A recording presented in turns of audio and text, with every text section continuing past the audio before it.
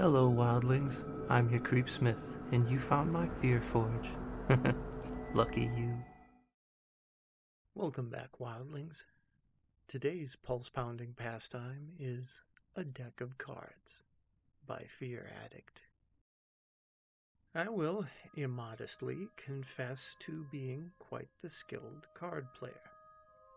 There are exceptionally few games of cards which I do not know, and a great deal of those I'm practically a master at. What makes card games so fascinating is that every game of the thousands of them that you can play with cards involves three key factors. The first key is luck. No matter what skill level you have, the way the cards are dealt is more or less a matter of chance. Even professional card counters can tell you that sometimes things don't play out the way they expect.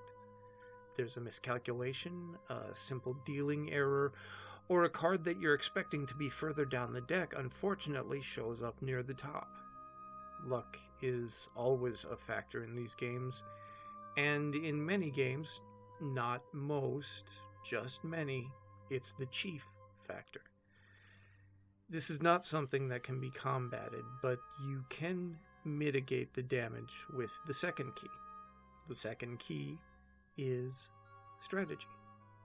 Poker, rummy, blackjack, all of these at first appear to be simple games of chance, but when you've played long enough, you develop your own style.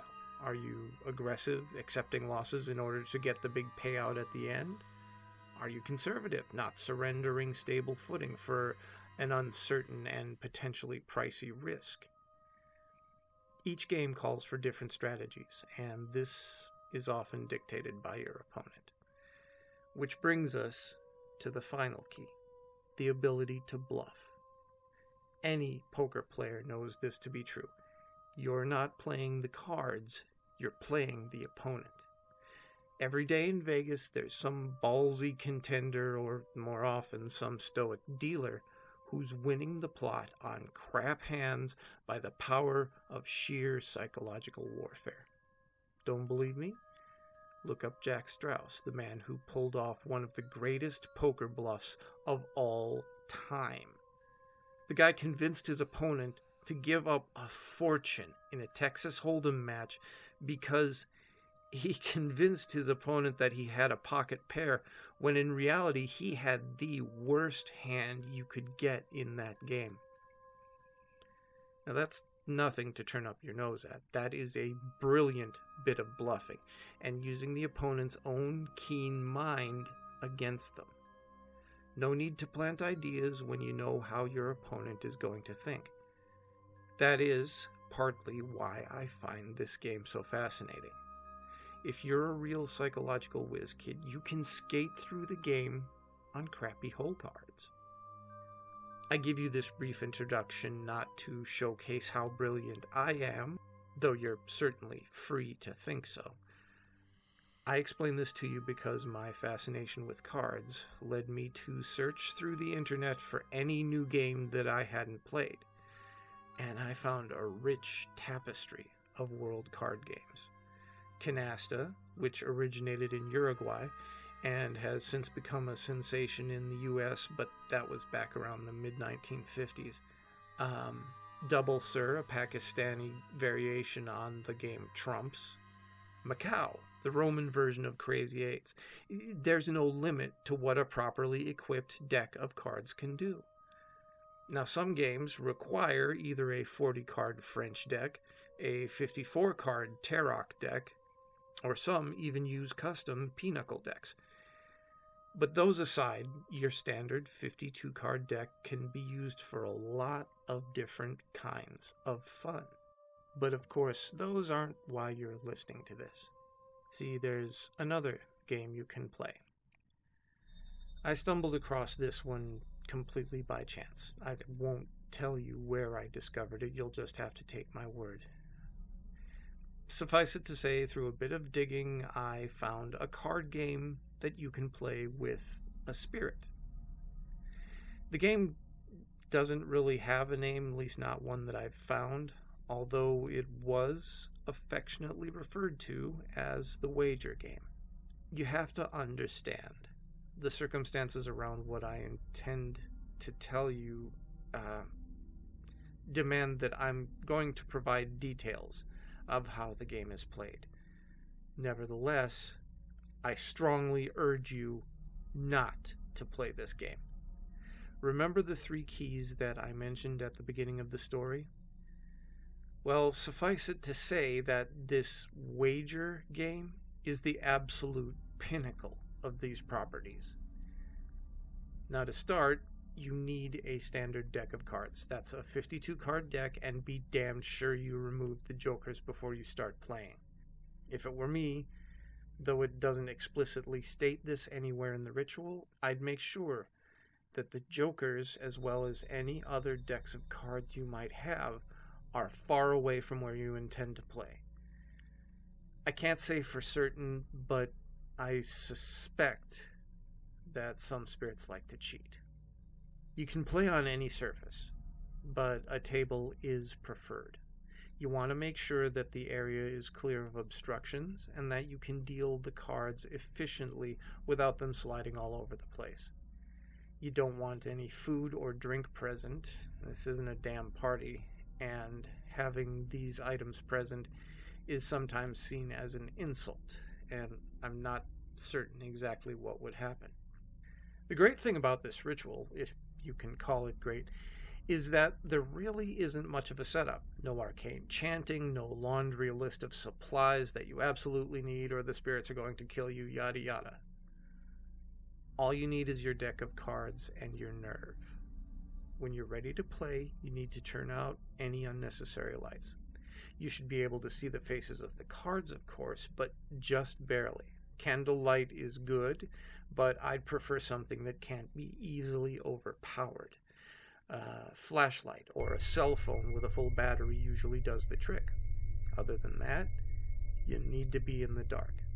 Now, set the deck of cards in front of you, between you and the spot where he'll be playing.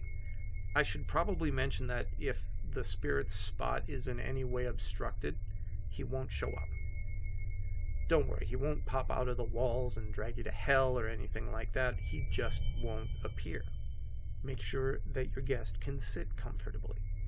If you're sitting at a table, leave a chair for him. If you're on the floor, and that's not recommended, make sure there's an equal amount of space for him to sit as you have.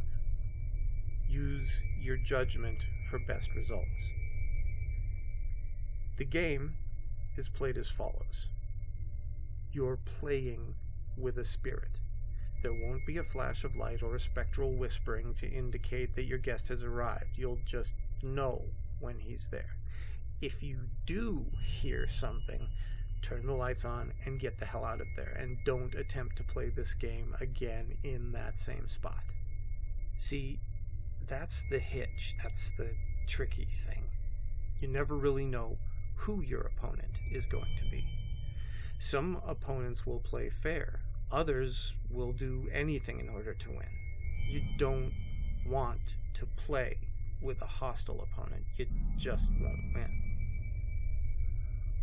Once a docile guest has arrived, you deal each other 3 cards. Don't look at your guest cards. Don't cheat. Deal them face down. Your guest will know what cards he has to play. From this point, the game becomes rather subjective. The source didn't explain step-by-step rules, and there's no scoring. There's just betting. You're betting things precious to you against the spirit, and the spirit is in turn betting something that you want. Oh, I forgot that part, didn't I? Yeah, why would you want to play a game where you don't know the stakes? You see, this game, like many other means of communicating with ethereal entities, is supposed to give you, primarily, knowledge. This version requires less setup, but it becomes a challenging battle of wits. Just beware. You don't have any knowledge that the spirit doesn't, so you won't have anything to wager in that category. What you're wagering is a variety of lovely punishments, which are revealed by the turn of the card. It could be something as simple as destroying a treasured possession to as horrible as committing terrible acts of violence. If you're lucky, you'll only be destroying your own life. You begin by playing one of your 3 cards. You choose the card from your hand. I'll explain what the cards do at the end, but suffice it to say, your guest always has the advantage of reaction. However, both of you can only play from the cards in front of you. When the exchange is over, you deal him a card first, it's common courtesy, and then you deal one for yourself. Neither side should ever have more than 3 cards in front of them. Discard used cards in a pile to the side of the deck. Now, I'd imagine you're wondering, how does he select his card? Well, that all depends on your opponent. Some simply move the card closer to you. Some might whisper the answer in your ear in a voice that you could swear was just your imagination. Some might flat hand you the card, but if your opponent is ever that forward, I strongly suggest that you stop playing immediately. Which brings us to ending the ritual. Another great thing about this ritual is that you can quit whenever you want. Simply turn the remaining cards in the deck, if any, face up and then turn the lights on. You should remain safe, though your experience in-game will give you a better idea of that. If you don't feel safe, leave the place you played and don't come back for a few days. Usually the spirit will have moved on at that point. Now I'll explain what the cards do. There are a few exceptions which I'll note at the end. But in the main, here's what these cards do, and the suits don't really matter. Aces are your best friend. These act as protection against whatever the spirit wants you to do. Just be cautious about using them. Remember, you go first and the spirit will, if they're able to, use a weaker punishment in retaliation. Unfortunately for you, aces are also the spirit's best friend. When they select an ace, you must turn over their other 2 cards and perform their actions without any chance to block, even if you have an ace in your hand. Deal the spirit 3 new cards after these are performed. In the unlikely event that 2 aces meet, neither party is obligated to do anything. You can use this move to determine the friendliness of your spirit, as it's a rather selfless thing for the spirit to do, but remember, that could also be a bluff. Deuces through 10s can be viewed as degrees of severity. For you, it refers to the level of information that you can ask about. Again, like I say, this is greatly subjective, and much more is revealed about the nature of the game by playing it yourself. But, for instance, if you play a deuce, don't go asking about winning lottery numbers. If you're wondering, I wouldn't bother asking with anything less than an 8. With a deuce, you can pretty much ask the spirit what tomorrow's weather will be. For the spirit, as you may have guessed, this refers to the level of pain inflicted. A deuce would be the equivalent to pricking yourself with a needle, and a 10 would be pouring boiling oil down your back. But don't worry, you don't have to perform the violent act on yourself. You see, the reason the spirit plays the game is not just to cause you torment, but to see what kind of a player you are. If you would do these actions to another person, well, they rather enjoy that. Emotional damage is also acceptable, but again, use your judgment. This is just an example, but a deuce would be tearing up a photo of a deceased loved one. A 10 would be disowning your own children. Some spirits prefer this to physical pain, but trust me, those are the ones you have to watch out for. Bit of strategy on this one. In my experience, playing the game, I found that most spirits, even the hostile ones, have a bit of an honor code. if they're able to, they will match you number for number. Occasionally they'll go one higher or one lower, but essentially they try to make the price worth your while. Make the answer that you want equivalent to the damage that you have to cause, see? Of course, if you find that a spirit plays an extremely low-numbered card on a high-card question, maybe you're better off not knowing that answer. A final note before I move on. Spirits cannot lie in this game about the answers that they give you. They may be mistaken if you ask something a bit out of their bailiwick, but they're generally bound to answer as truthfully as possible. They can bluff the cards, but not the answers they give. Now moving on, jacks are prank cards. No, this is not as fun as I make it sound.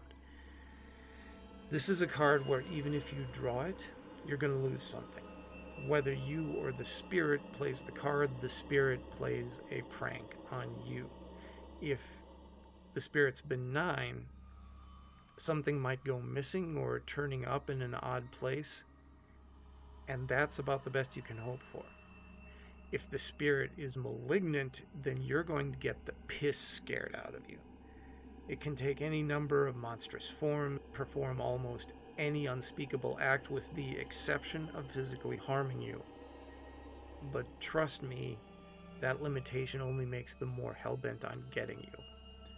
The worst part of it, they don't have to do this right away. They can wait for later, even after the ritual's over. And don't think about trying to use any protective rituals. They won't work, not in this case. But remember, they can't physically hurt you, so at least there's that. Queens are universally the worst card that can be played. Honestly, if a queen gets dealt, your best bet is to stop playing and leave. And I don't mean go to a neighbor's or something like that. I mean get as far away as you possibly can. This is, mind you, if the spirit plays the card. If you play the card, the queen acts as a throwaway. Be glad that you do it and not the spirit, but it does nothing for you. It essentially gives the spirit a free pass to do whatever they want with their cards. You might not think to play it, and that's your right, but hoarding queens is also potentially problematic. I'll explain why in one of the exceptions. What the queen actually does when a spirit plays it is break the boundary between you. The spirit now has license to harm you, to haunt you, to follow you to the ends of the earth. Your best bet is to get a head start, but I can't guarantee that that'll work. Kings are free passes, not much to say here. If you play a king, you can play another card uninterrupted by the spirit, and the spirit can do the same to you if they play one. An ideal strategy for those seeking information is to pair a king with a 10 and play them together. This will guarantee that you get whatever burning question you have answered, and then you can simply stop playing. However, I recommend that you don't do this on your first move if you're lucky enough to get those cards. Not letting the spirit play will likely anger them, and again, I'm not certain what's going to happen after that. As I said before, there are a few exceptions. First, there's the Two of Clubs. If you've ever played Hearts, you're going to recognize this as the starting card. Playing this is beneficial, especially if you play it at the beginning of the game. The response card will not be an action that you have to do yourself, but will be a truthful assessment of your opponent. If they respond with a low number, they're a benign entity. If they respond with a higher card, well, that's unfortunate. When the spirit plays this card, it functions as a normal deuce. Next is the Suicide King. This is unpleasant. It's not the worst card, arguably, but still not pleasant. This card is murder. If you play it, it merely functions as a free pass, but when the spirit plays it, you are obligated to either murder someone or commit suicide. Again, the choice is yours. This is a horrible affair, of course, but some spirits, generally benign ones, will accept a tribute in place of an actual murder. But it'll be something painful, horrible beyond anything you might do with an ordinary 10. It will be something that will cripple you for life. And yes, if you opt out of the murder, you must perform this tribute yourself. Finally, the Queen of Spades. This is the ultimate chance card. If you play it, turn over all your opponent's cards. If they have a queen, you simply discard them and redeal, and then move on. If they don't have a queen, well, you'd better start running. Don't bother ending the ritual. Run, because you have given the spirit the power of a queen, and you've done it willingly. If you're caught by the spirit, again, you can imagine. Suffice it to say, no one's going to find you. It's at this point I should warn you that reneging on something that the spirit has played, refusing to follow through with the torment or murder that was ordered, also has this effect. If you lost a wager, cut your losses. If the spirit plays this card, the same effect happens, but the results are opposite. If you weren't hanging on to any queens, then praise whatever entity you worship, because you are now free from the effects of the queen and you can continue playing in safety. If you were, however, hoarding queens because you didn't want to play them and leaving yourself exposed, yeah, don't bother running. You've already lost everything. The realm in which you'll spend the rest of your days is supposed to make hell look hospitable. And that's the wager game in all its occult glory. I obviously recommend against playing it despite my own experience with it. Playing against a spirit is a thrill, and the few times that I've successfully bluffed one of them, they've all been very rewarding. I know exactly when to play what cards and how to avoid their pitfalls. Luck is certainly a factor, as is my own strategy and my own brilliance in bluffing. However, I did have the misfortune to get overzealous, and I made a few mistakes. I played the Queen of Spades in my last game, and my opponent didn't have any queens of his own. I had miscounted. I'd made a very poor guess about my opponent. He bluffed me. He's been following me around for many, many nights now. Every time I think I'm rid of him, I see him right on my tail, in the window of a car beside me on the highway at night. A shadowy figure in a mirror that I only see for maybe a split second. I'm posting this here to warn you not to play this game in case you were to stumble across whatever it is on some website. I'm one of the greatest card players of all time, and I lost. What possible hope do any of you have? So remember, kids, no matter how confident you are, no matter how good you are, there's always a bigger fish. There's always a better player. Stay scary, wildlings, and make the most of your nights.